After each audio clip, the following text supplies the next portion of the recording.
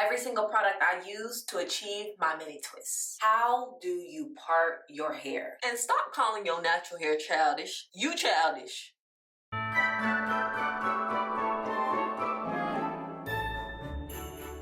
Hey y'all, it's JaiChanellie aka JaiChanellie on the internet. Welcome back to my channel. We got a jam-packed video today. Not only are we going to talk about the hair products I use to prep my hair for mini twists, we're also going to talk about how I section my hair and some of the misconceptions I've heard about mini twists that I want to correct. Without further ado, let's get right into it.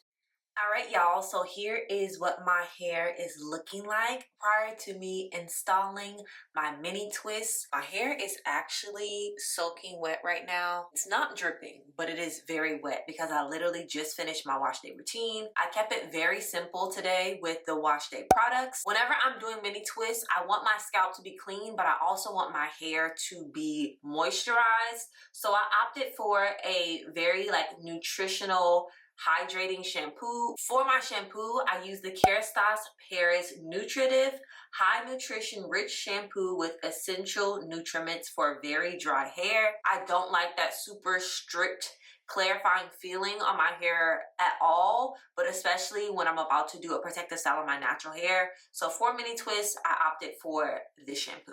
Now I have used the TWISTS Paris line before on my natural hair. I'll go ahead and link that video. I'll follow that up with the deep conditioner. This is from Shea Moisture, their Manuka Honey and Mafura Oil Intensive Hydration Hair Mask. So this, y'all, is a super thick conditioner. Again, my main concern whenever I'm doing mini twists on my natural hair is moisture and having super moisturized hair. So I wanted to use a very thick, very creamy deep conditioner on my natural hair, and that is exactly what this is. So after I rinse out my deep conditioner, I just apply one product in my hair, and that is the Mielle Pomegranate and Honey Leave-In Conditioner for Type 4 natural hair. This is my go-to leave-in conditioner whenever I'm doing natural hairstyles, but also for my mini twists, because it pairs really, really well with the twisting souffle that I like to use when I'm installing my mini twists. This is the Mielle Pomegranate and Honey Twisting Souffle. So those are the products that we're using on our mini twist, y'all. Any finishing products like oil sealants, I'll go ahead and show y'all a little bit later. The only other thing I'm going to do to prep my hair prior to my mini twist install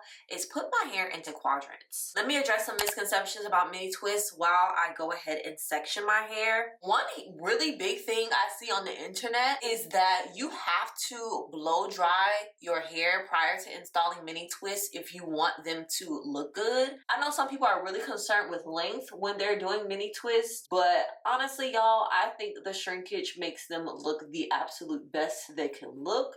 So I highly suggest you trying out your mini twist on damp hair rather than on super stretched blow dried hair. This is coming from somebody who has installed mini twists on blow dried hair before. As a matter of fact, I'll show y'all a quick snippet of what my twists look like on blow dry hair versus what they look like on my natural texture and slightly damp hair. You be the judge of which one looks best. Another misconception I see about mini twists is that your hair has to be a certain length in order to achieve mini twists. And as somebody who has done mini twists at basically every length my hair has been, I also disagree with that, y'all. I love the way mini twists look on short hair. I love the way they look on long hair. I love the way they look on medium length hair. I just like the style, and I think the style is a beautiful style, and I want you to look at people with similar lengths to you when you are trying to get inspo, okay?